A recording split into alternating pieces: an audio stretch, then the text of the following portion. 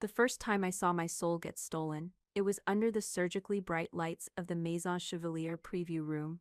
The air was thick with the scent of expensive perfume and quiet panic, the way it always was in the days leading up to a major show. On a mannequin, draped in what should have been a moment of triumph, was the final look of the collection, a gown made of impossible fabric, a material that shimmered like a captured galaxy, structured yet fluid, a contradiction held together by thread and a secret, my secret. Astrid, my boss, the celebrated creative director of one of the most powerful fashion houses in Paris, stood beside it. She was a vision of curated perfection, all sharp angles, and a smile that never quite reached her eyes. She placed a proprietary hand on the gown's shoulder, a gesture of ownership that made my stomach twist into a knot tighter than any I had ever woven. An executive, one of the suits who decided our fates, breathed a single word: magnificent. And Astrid, without a flicker of hesitation, without a single glance in my direction where I stood in the shadows by the wall, replied with two: "Thank you." It was then that the official announcement was made. The collection for Paris Fashion Week, the one that would define the next year of the industry, was titled Astrid Renault for Maison Chevalier. My name page was nowhere. It was an erasure so complete, so audacious, it was almost an art form in itself. If this is the first time you're finding my channel, my name is Paige. For a year I was the quiet engine in the gilded cage of high fashion. I was the pattern maker, the textile developer, the ghost in the machine, and this is the story of how I took my soul back. If you've ever poured your heart into something only to watch someone else sign their name to it, then you know the specific kind of silence that follows. Stick around and let me know in the comments that I'm not just screaming into the void. It helps to know I'm not alone. In that moment, in that bright cold room, I didn't say a word. I didn't gasp. I didn't cry out. The shock was so profound it was like being plunged into ice water. It took my breath away and left behind a strange ringing clarity. I watched them toast with champagne, their voices a dull murmur in the background of the roaring in my own ears. I saw my work, my sleepless nights, my heritage, being celebrated as the singular vision of a woman who couldn't thread a needle.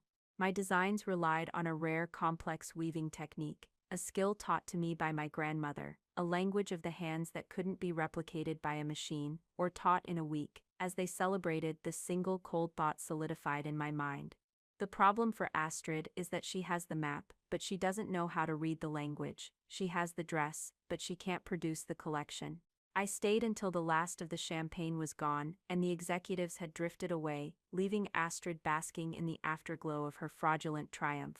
I walked back to my small cluttered desk in the corner of the sprawling atelier. It was an island of organized chaos in an ocean of minimalist white. I didn't pack my things. I didn't take the sketches pinned to the wall or the spools of rare thread I'd sourced myself. I just typed a single sentence onto a clean sheet of paper. I resign. Effective immediately.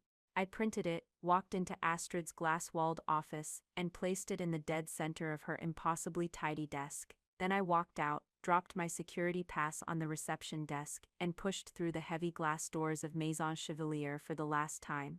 The cool night air of Paris felt like the first clean breath I'd taken in a year. The war wasn't going to be a loud one. It was going to be silent, and I had just fired the first shot. The walk home was a blur. The grand Parisian boulevards, usually a source of endless inspiration, were just stone and light, signifying nothing. My body was moving, one foot in front of the other, but my mind was stuck in that preview room, replaying the moment of erasure over and over. It wasn't a movie, it was a series of still images: the smug curve of Astrid's smile, the proprietary placement of her hand on my work, the empty space where my name should have been. Each image was a fresh stab of betrayal. I felt a strange numbness, a protective shell forming around the raw wound. It's the kind of shock that keeps you functional, that allows you to type a resignation letter and walk out of a building when every instinct is to either crumble or scream. My apartment was a small third-floor walk-up in a less glamorous arrondissement, a place where you could still hear the neighbors through the walls and smell the bread from the bakery in the morning.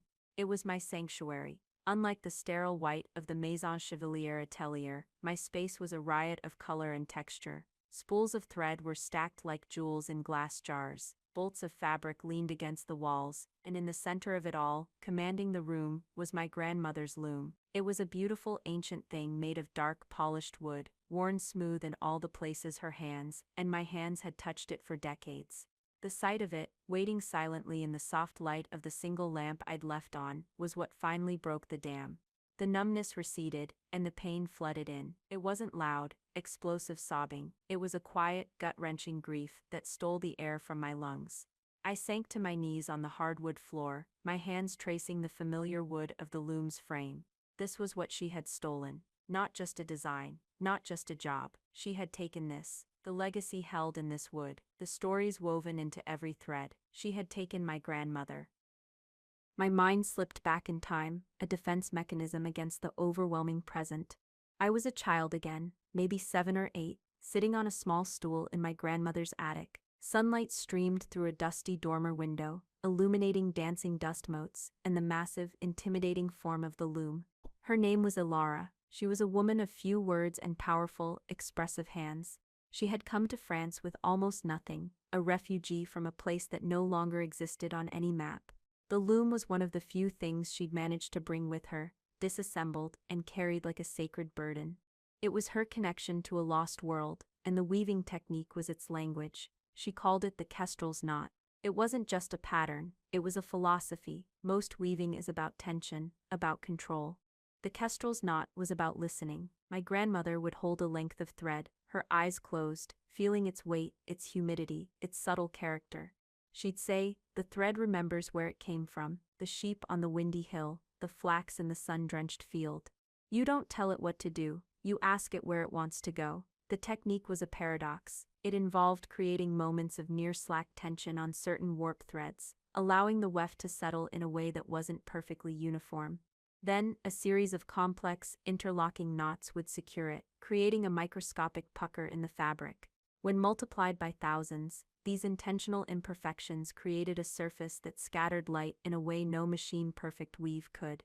It gave the fabric a living quality, a shimmer that seemed to move and breathe on its own. It also gave it a unique structural integrity, a springiness that allowed for draping that defied gravity. It was a skill that took a lifetime to master, because it relied on intuition, on the feeling in your fingertips, on the humidity in the air, on the mood of the thread itself. It was art, not science. My grandmother taught me not with words, but by guiding my hands. "Feel the whisper," she'd murmur, her calloused fingers over mine. "Don't force it, let it fall." For years I practiced. My first attempts were clumsy, knotted messes, but slowly I learned the language. I learned to feel the whisper.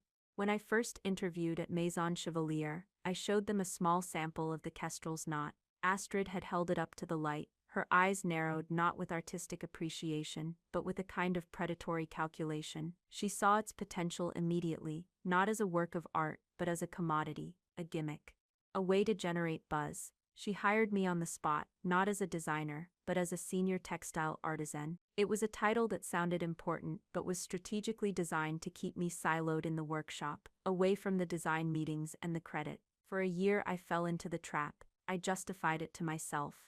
This was Maison Chevalier. The resources were limitless. The yarns they could source were the finest in the world. I was so intoxicated by the opportunity to practice my craft at the highest level, with the best materials, that I chose to ignore the warning signs. I chose to believe that my talent would eventually shine through the corporate structure. That was my mistake. It was a debatable choice. I see that now. Why did I stay so long in the shadows? Because I was loyal to the work, not to the company. I was in love with the act of creation, and Astrid, for all her faults, was the gatekeeper to the resources I needed to create. The pattern of theft started small, a subtle change to a color palette that I had suggested, which she initially dismissed as provincial, only to present it as her own rustic inspiration. A week later, a draping technique I perfected on a dress form late one night, which appeared in her sketchbook the next morning. Each time I felt a small sting, but I told myself it was for the good of the collection, that my contribution was part of the whole. This is the lie we tell ourselves when our passion is being exploited. We call it being a team player, we call it paying our dues, but it's really just a slow, methodical erosion of the self. The final collection was supposed to be my emergence. I had worked for months, not just weaving the fabric, but sketching the silhouettes that were born from it. The kestrel's knot wasn't just a textile, it dictated the form. The gowns flowed the way they did, because the fabric allowed it. The structure was inherent to the weave. The designs weren't just enhanced by the fabric, they were inseparable from it. And Astrid had stolen the whole symphony, from the first note to the final crescendo. Lying on my floor, the cold wood seeping into my bones, the grief began to cool, to harden. It was morphing into something else, something cold and sharp. Resolve. I thought about what would happen next. Astrid had the final gown, the hero look. She had my technical binders, full of meticulous notes on thread counts, loom settings, and dye formulas. But that documentation was a carefully constructed fiction. When Astrid had demanded I codify the process for the Maison's intellectual property archives, I had spent weeks creating a document that was perfectly accurate and utterly useless. It was like describing the Mona Lisa by listing the chemical composition of its pigments. It told you everything and nothing. I documented every measurable metric, but I left out the soul. I left out the whisper. I described the knots, but not the feeling of the thread that told you when to tighten them. I specified the loom settings, but not the way you had to adjust them based on the barometer on the wall. I had told Astrid it was an intuitive process, difficult to put into words. She had patted my hand condescendingly and said, "Do your best, my dear. We all have our little artistic quirks." She saw my art as a charming, manageable eccentricity, not as the very foundation of her impending triumph. She had no idea that my little quirk was a fortress she could not breach. My phone buzzed on the floor beside me. An unknown number. I ignored it. It buzzed again and again. On the fourth try, I picked it up. My voice hoarse. It was Leo. He was a junior textile sourcer at the Maison, a young, earnest man with a genuine passion for fabrics. He was one of the few people who ever came down to my corner of the atelier to talk about the work itself, not just the deadlines. His voice was a panicked whisper. "Paige, are you okay? I saw your pass on the desk. People are saying you just walked out." I just mumbled something, not wanting to talk. But then he said the words that changed everything. "Paige, you have to hear this. They're in the main workshop. They're trying to replicate the kestrel's knot for the production run. They're using your binders. But it's a disaster. It's not working. The weavers are furious. They say the specs are impossible. Astrid is in there, screaming that they're incompetent. But the fabric, it's dead, Paige. It looks like cheap burlap. There's no life in it." A slow smile spread across my face, the first real expression I'd felt in hours. It felt foreign, sharp-edged, dead fabric. Of course it was. You can't command a whisper. You can't bully a story into being. In that moment, the grief was gone, burned away by a sudden, fierce fire. Astrid hadn't just stolen from me, she had underestimated me. She saw a quiet little artisan, a useful tool to be discarded. She never once considered that the tool might have a will of its own. My silence in that preview room hadn't been an act of submission. It was the silent closing of a trap. They had the cage, but the bird was already gone, and it had taken the song with it. I stood up, my knees creaking. I walked over to my desk, pulled out a fresh sketchbook, and opened it to a clean page. The plan wasn't about revenge. I kept telling myself that, over and over. It wasn't about destroying Astrid. It was about building something that she could never touch. It was about proving that the hands are more valuable than the name on the door. The phone call with Leo had been the catalyst, the spark that lit the fuse. His panicked words confirmed my single, desperate hope. They had the recipe, but they didn't have the magic. My plan began to form, not as a detailed schematic, but as a series of quiet, deliberate movements. The first step was to reframe my own thinking. For a year I had seen my grandmother's technique as a secret to be guarded. Now I saw it as a story to be told, but it had to be told by me, in my own words, on my own terms. My leverage wasn't a patent or a contract. My leverage was authenticity. In an industry built on illusion, the truth, if wielded correctly, could be the most powerful weapon of all. I spent the next 2 days in a state of focused, almost manic creation. I didn't sleep. I lived on strong coffee and the adrenaline of purpose. I turned my small apartment into a war room. The first order of business was to create the evidence, the undeniable proof of origin. I pulled out every sample of the kestrel's knot I had ever made, from my clumsy childhood pieces to the recent perfect swatches I'd made for the collection. I photographed them in the morning light, capturing the way the unique texture played with shadow and shimmer. I documented the process, not with technical jargon, but with a narrative. I wrote the story of my grandmother, Alara. I wrote about her journey, about the loom being her last link to a forgotten home. I wrote about the philosophy of listening to the thread.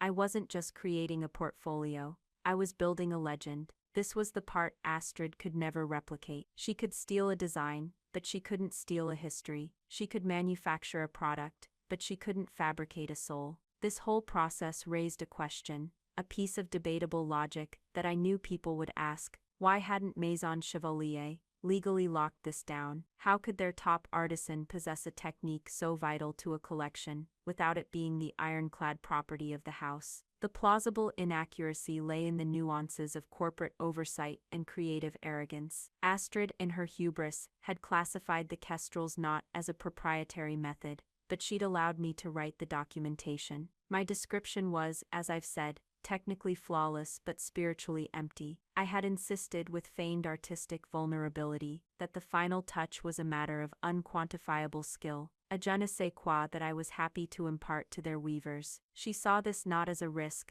but as a sign of my dependence on her and the Maison. She believed she owned the artist, and therefore the art. It was a colossal, arrogant blunder, the kind that only someone who sees creators as interchangeable cogs in a machine could make. I had counted on that arrogance. I had built my silent defense on it. While I worked, Leo became my lifeline, my insider. He would send me furtive text messages from the atelier. They brought in a textile consultant from Lyon. He left after an hour, said it was sorcery. Astrid threw a bolt of the failed fabric at a wall, almost hit one of the senior partners. They're trying to fake it now, using a synthetic blend with a metallic thread. It looks cheap.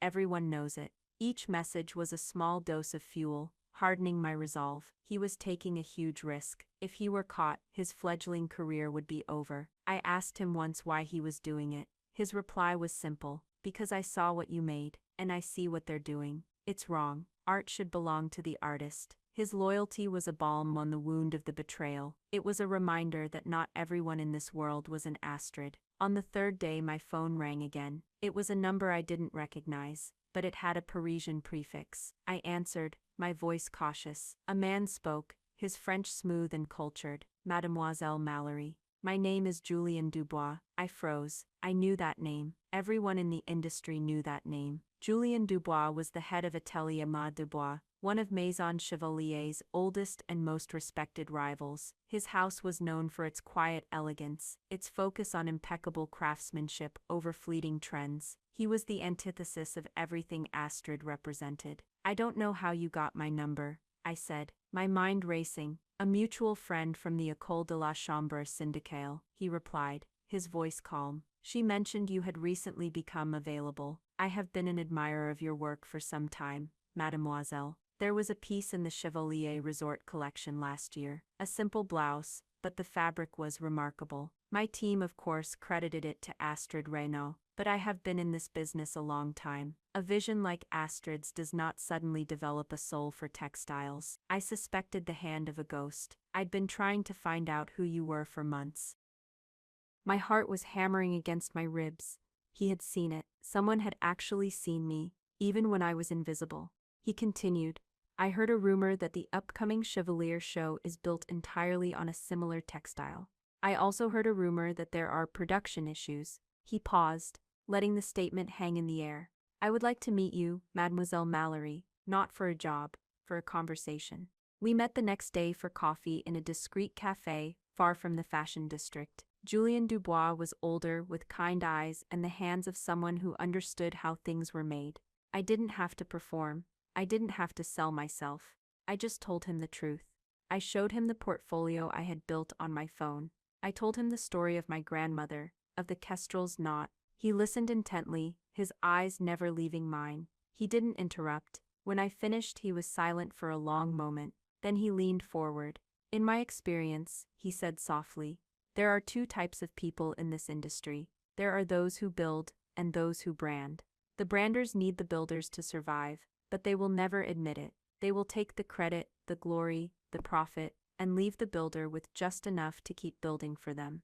Astrid is a brander. You, mademoiselle, are a builder. He then laid out a proposal that made the air leave my lungs. He didn't want to hire me to be a ghost in his machine. He wanted to build a new machine around me. He proposed to fund a new label, a small, independent house under the Dubois umbrella. It would be my label, my name, my vision. We will not rush, he said. We will build it slowly, correctly. We will build the house around the loom. He saw the hesitation in my eyes, the fear. He smiled a little. She tried to steal your work, he said. The only way to respond is not to fight her for the scraps. It is to build something so magnificent that her theft becomes a footnote in your story. That was the moment the secret plan became a real one.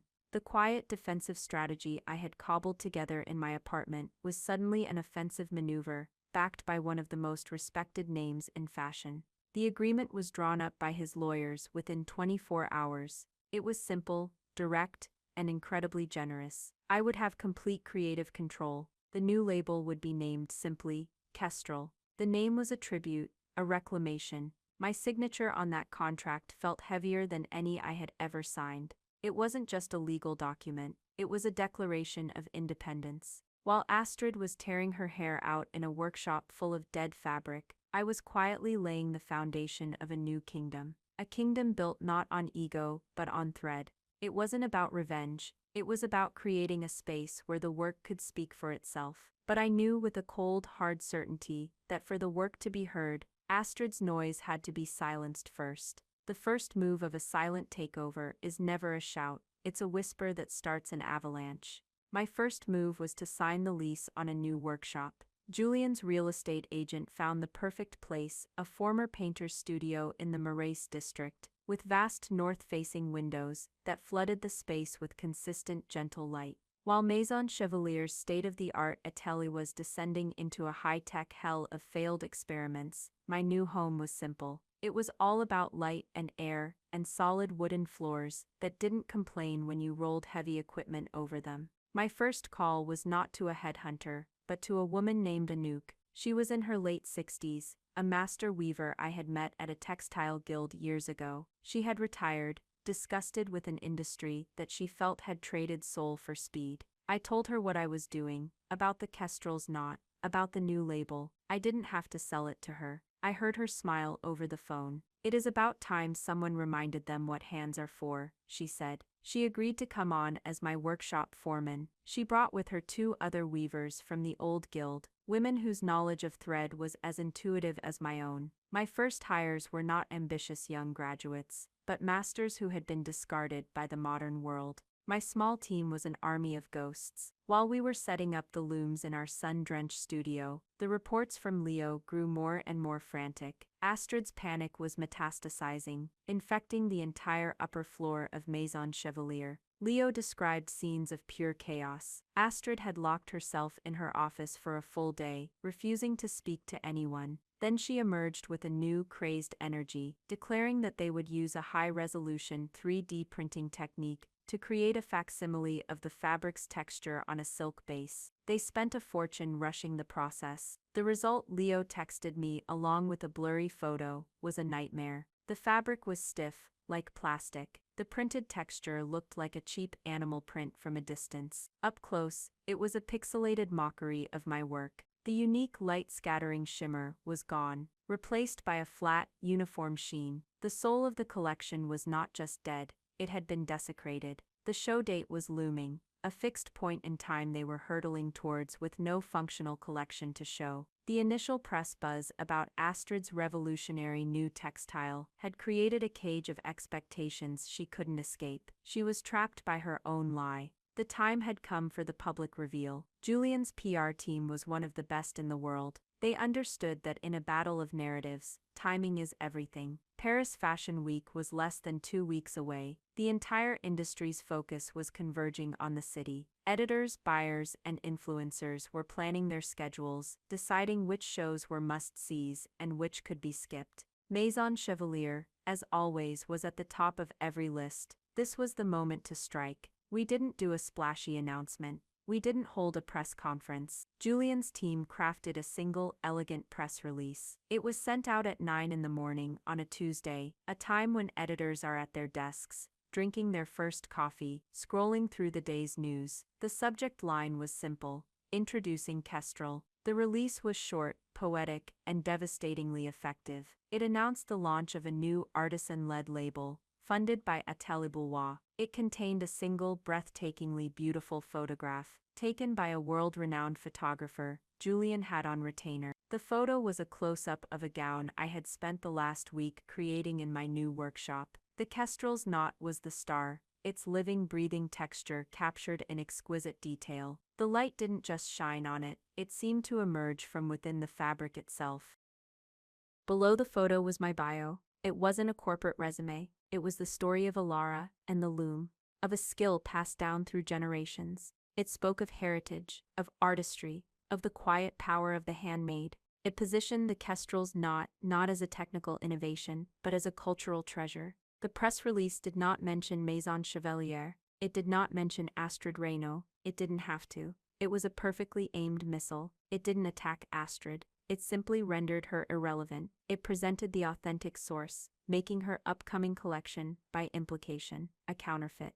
The genius of the move was that it wasn't an accusation. It was a quiet statement of fact. This is the art. This is the artist. This is the story. Any conclusions you draw from that are your own. The fashion world, a community that thrives on gossip and drama, did not need a roadmap.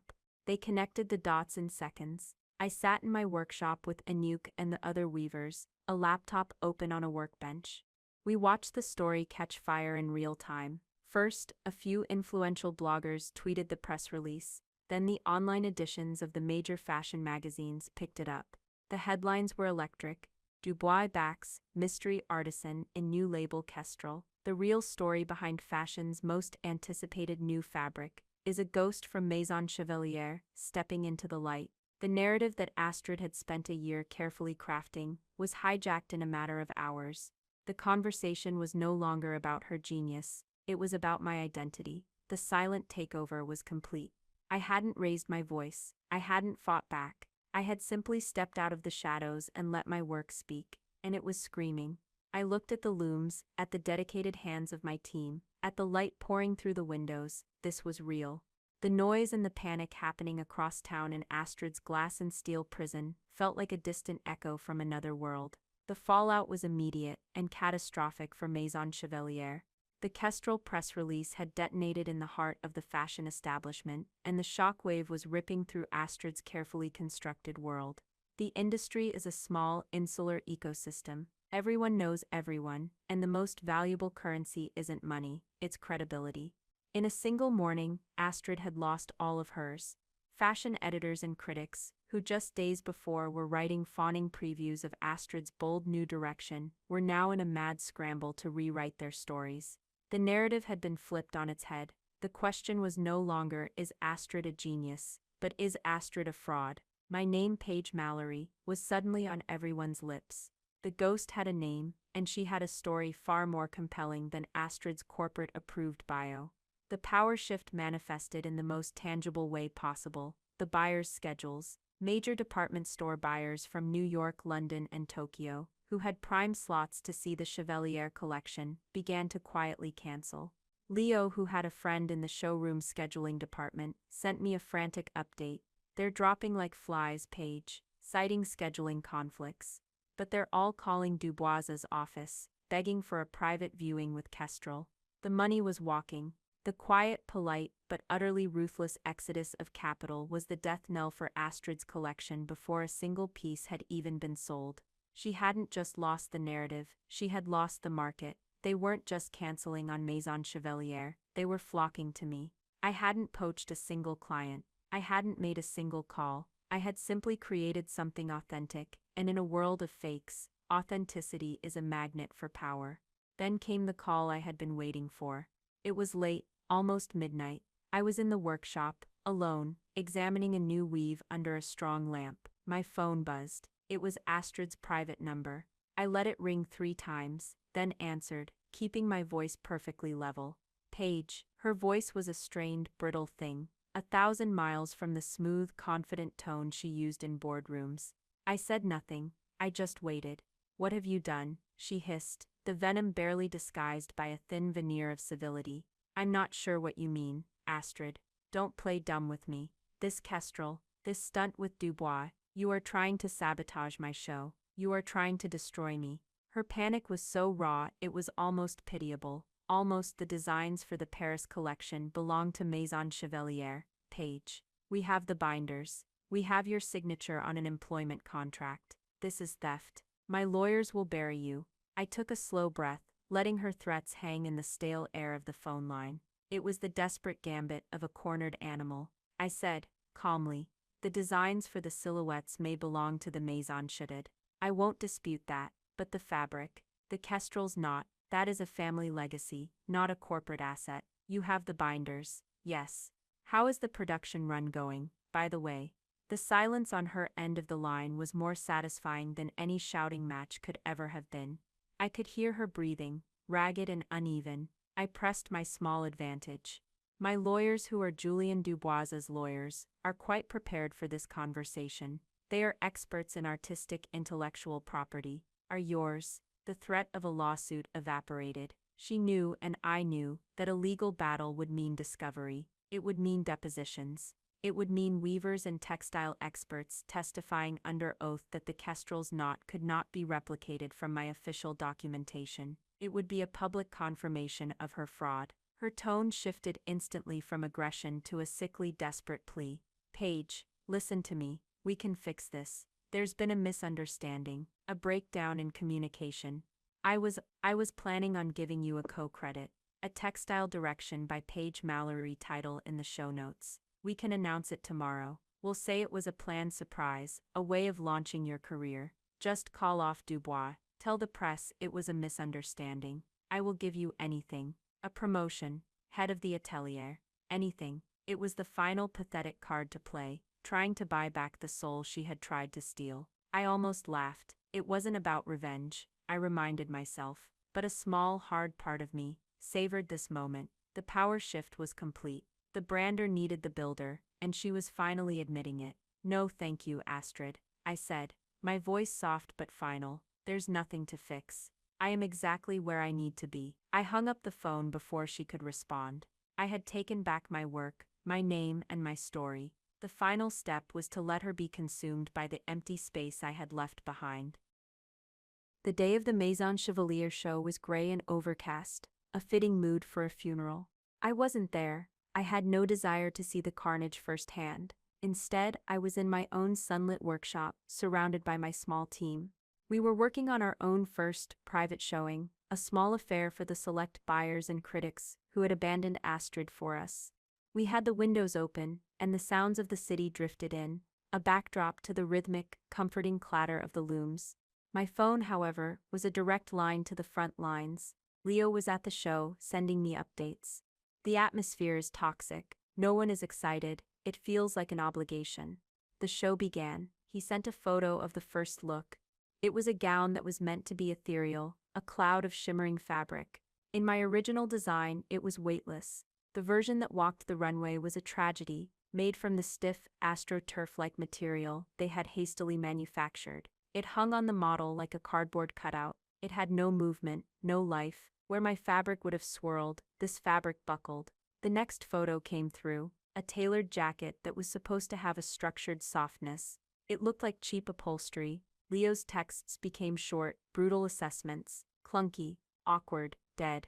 On a laptop in the corner of the workshop, we had a live feed of the main fashion news sites. The critics weren't waiting for the show to end. Live reviews were popping up, and they were savage. A collection built on a lie, Chevalier's soulless imitation, the ghost in the machine haunts a disastrous runway. They weren't just criticizing the clothes, they were dissecting the entire story of the betrayal. They were praising the mysterious and brilliant Paige Mallory and her authentic artistry with Kestrel, while simultaneously burying Astrid. They were using my story as the weapon to destroy hers. My vindication was being televised, blogged, and tweeted to the entire world. In a box seat, front and center, sat Julien Dubois. He wasn't there to gloat, he was there as a silent, powerful statement. He was representing the new guard, the return to authenticity. His presence alone was a confirmation of where the real power now lay. Watching the fallout online, a quiet hum of satisfaction settled in my chest. It wasn't a hot,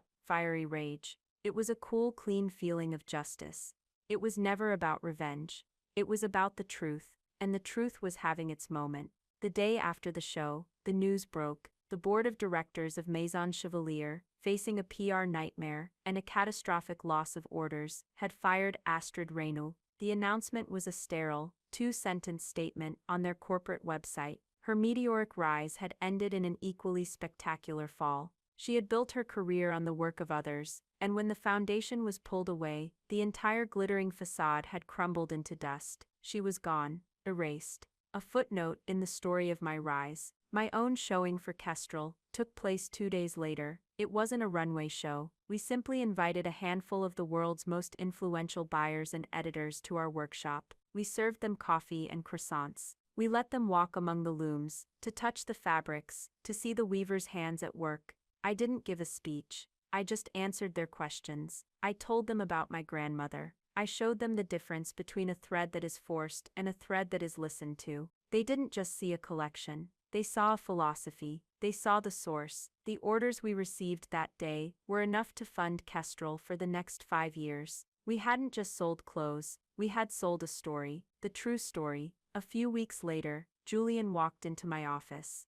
The workshop was bustling now, filled with the quiet, focused energy of a team united by a single purpose. He didn't say a word. He just placed a magazine on my desk. It was the international edition of Vogue. On the cover was not a supermodel's face, but an extreme close-up of my fabric, the Kestrel's knot, shimmering with that impossible, living light. The headline was stark and beautiful. The weaver's hand, how Paige Mallory brought soul back to fashion. My name, Paige Mallory. Not in small print, not as a co-credit, not as a footnote. It was the headline. I looked from the magazine to the looms, to the women working with such care and intention. I thought of my grandmother, in her dusty attic. I thought of the little girl on the stool, fumbling with the threads. I had won, but it didn't feel like a victory in a war. It felt like coming home. So what's the moral of the story? For a long time, I believed that if I just kept my head down and did the work, my talent would be my shield. I thought that competence was enough, but the world, and especially the corporate world, is full of people who are brilliant at one thing, taking credit.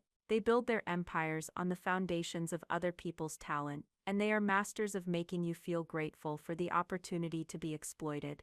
They can steal your work, your ideas, your nights and your weekends. They can even steal your designs. But there is a part of you they can never ever touch. They can't steal your hands. They can't steal your history. They can't steal the lessons whispered to you by someone you loved. They can't steal your soul. My story in the end wasn't about revenge. I know I keep saying that, and maybe you believe me, maybe you don't, but for me it was about reclamation. It was about taking back the narrative. Astrid's fatal flaw wasn't just her dishonesty, it was her lack of curiosity. She saw a beautiful textile, but she never bothered to ask why it was beautiful. She saw the product, but she had no respect for the process. And ultimately that is why she failed. She tried to own something she could never understand. True power isn't in a title or a corner office. It's in the quiet, irreplaceable, unstealable skill that lives inside you. It's the thing you would do for free, the thing that makes you feel most like yourself.